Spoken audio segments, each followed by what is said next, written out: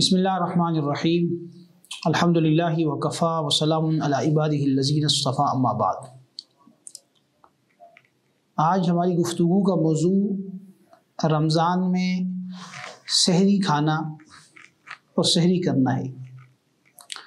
कुरान करीम में सूरह बकरा के अंदर अल्लाह रब्बुल इज़्ज़त इरशाद फरमाते हैं, कुलू वशरबू हत्ता यतबय्यन लकुमुल खैतुल अब्यज़ु मिनल खैतिल अस्वद मिनल फज्र सुम्मा अतिम्मुस सियाम इलल लैल, कि तुम खाओ पियो यहाँ तक कि काला धागा सफ़ेद धागे से अलग हो जाए, यानी यहाँ तक कि सुबह काज़िब ख़त्म हो जाए और सुबह सादिक शुरू हो जाए। तो सुबह सादिक के होने तक यानी फजर होने तक खाना पीना रमज़ान में दुरुस्त है। जैसे ही सुबह सादिक हो जाए तो अब खाना पीना उससे पहले पहले बंद कर दिया जाएगा और फिर वो रोज़ा जो है, जैसे कि कुरान करीम ने फरमाया कि सुम्मा अतिम्मुस सियाम इलल लैल, फिर रोज़े को रात तक पूरा किया जाएगा। सहरी खाना एक मुस्तहब अमल है, फजीलत का अमल है, सवाब का अमल है, इसको नहीं छोड़ना चाहिए। बहुत सारे लोग सुस्ती में सहरी नहीं करते, उन्हें ये याद रखना चाहिए कि इसकी वजह से वो उस सवाब से महरूम रह जाते हैं जो सहरी करने वालों को नसीब होता है।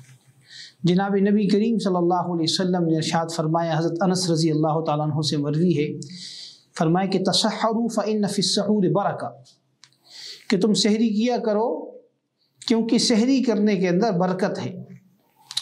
और एक हदीस में ये फरमाया कि इन्नल्लाह व मलाइकतहू युसल्लूना अलल मुतसहरीन, कि अल्लाह और उसके फरिश्ते सहरी करने वालों पर बरकतें नाज़िल फरमाते हैं, उनके लिए दुआएं करते हैं।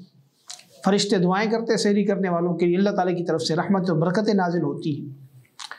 और एक हदीस में जनाब नबी करीम सल्लल्लाहु अलैहि वसल्लम ने ये फरमाया कि फ़स्लु मा बैन सियामिना व सियाम अहलिल किताब अकलतुस सहर, यानी हमारे और यहूदियों अहले किताब के रोज़ों के दरमियान जो है वो सहरी खाने का फ़र्क है। वो सहरी नहीं खाते, हम सहरी खाते हैं।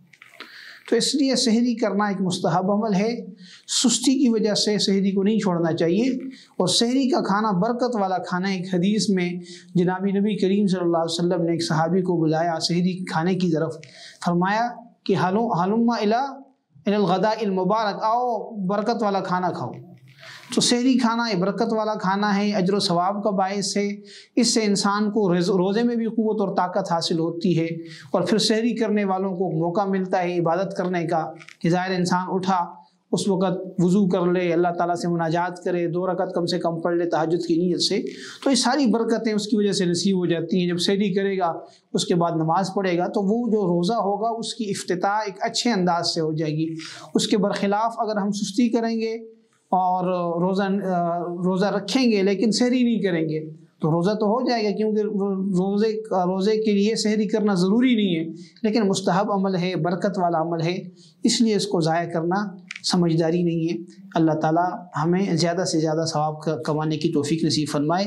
वाखिर दावाना अल्हम्दुलिल्लाहि रब्बिल आलमीन।